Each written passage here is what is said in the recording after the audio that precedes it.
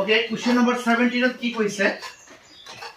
17 কৈছে তলৰ কোনটো সন্তুলিত সমীকৰণ? কি সমীকৰণ?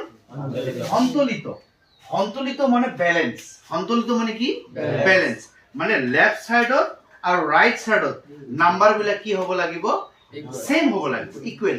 এন্ড কি নাম্বাৰ? স্যাৰ কি নাম্বাৰ? যাক এছামিছত কোৱা হয় হৰৰ সংখ্যা। কিহৰ সংখ্যা? হৰৰ সংখ্যা। যাক ইংলিছত কোৱা হয় এটমিক নাম্বাৰ। তাহলে এই চাৰিটা ইকুৱেশনৰ ভিতৰত কোনটো সন্তুলিত? সন্তুলিত মানে দুফালে কি আছে? সমান আছে। দুফালে কি আছে? সমান। এনসার তো বি হ'ব। কিন্তু কেনেকৈ বি হল? কেনেকৈ বি হল কৈ আছো। এফ ই কেইটা? তিনিটা। খালি কাউন্ট কৰা, কাউন্ট কৰিলেই হ'ব। এফ ই কেইটা?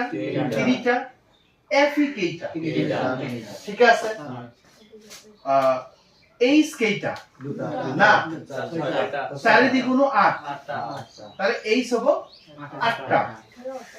এই এইচ 8টা, 4 দ্বিগুণ 8, এইচ 8টা। ও কেইটা? না, এই ওর সম্মুখত কি আছে? 4। তাহলে ও কেইটা? 4টা। ইয়াত ও কেইটা? তাহলে লেফট সাইড আর রাইট সাইড কি আছে? Same same. এই যে এফ ই 3টা, এফ ই 3টা। H 8টা, H 8টা। ও 4টা, ও 4টা। তো সমান সমান আছে না নাই? এই কারণে আমাদের 17 এর आंसर হবে কি?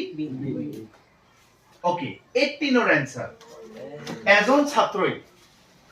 এজন ছাত্রই জানিব পাৰিলে যে খাদ্য কোম্পানীয়ে চিপছৰ পেকেটত নাইট্ৰজেন গেছ ভৰাই দিয়ে। কি উদ্দেশ্যত নাইট্ৰজেনৰ পেকেটত পেকেটিং কৰে? আমি যেতিয়া